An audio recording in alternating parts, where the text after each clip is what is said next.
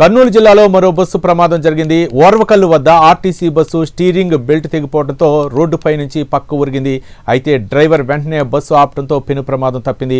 ప్రమాద సమయంలో బస్సులో 35 మంది ప్రయాణికులు ఉన్నారు. రాత్రి బండి ప్రాబ్లం ఉందని చెప్పాం సార్. బండి ప్రాబ్లం ఉంది, వస్తుంది బండికి అయితే జాయింట్ సౌండ్, ఫ్యాన్ బెల్ట్ సౌండ్లు వస్తున్నాయి.